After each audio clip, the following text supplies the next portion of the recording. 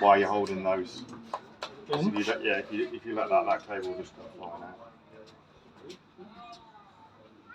Don't take it all the way out.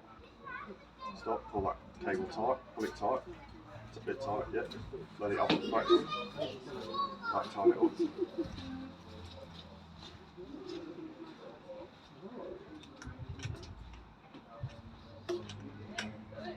Right, before you go and reef it up real tight, just make sure the brakes move, the wheel spins, and the brakes on. That's too tight. Back it up a bit. Let it out a bit. Yep. Yep. I was doing stuff like this.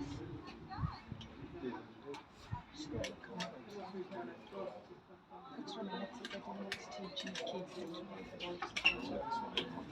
Pull it again now. And I'll leave that as it is. Pull it again.